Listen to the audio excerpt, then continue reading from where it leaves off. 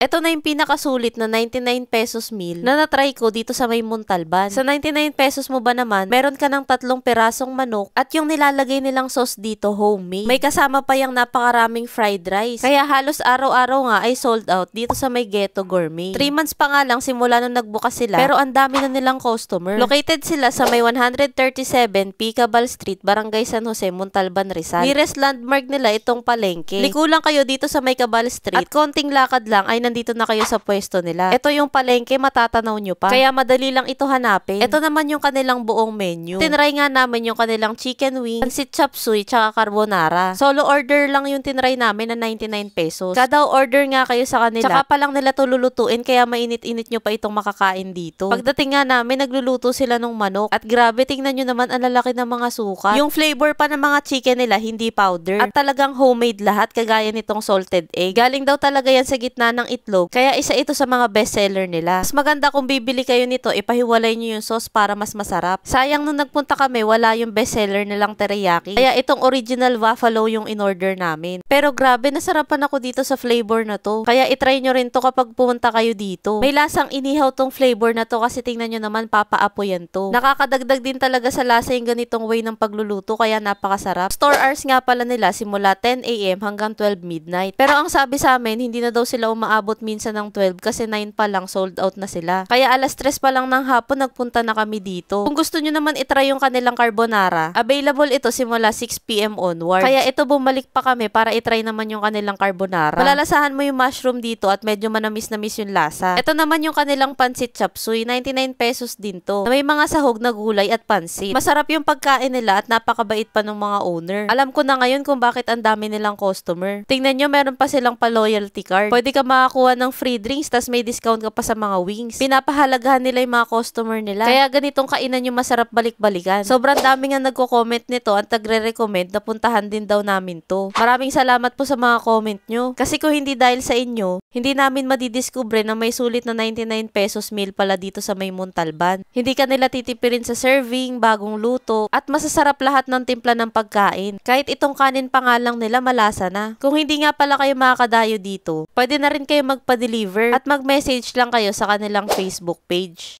Guys, nag-e-explore pa nga pala ako dito sa may Montalban kung saan may masasarap na kainan. Baka may marerecommend din kayo kagaya nito. Palagay naman sa comment section para yun naman yung next naming dadayuhin. At para updated pa kayo sa mga pupuntahan namin, huwag niyong kalimutang i-follow ang aking mga social media accounts.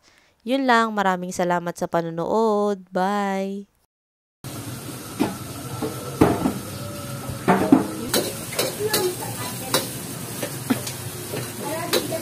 Masaksak na to. Oo.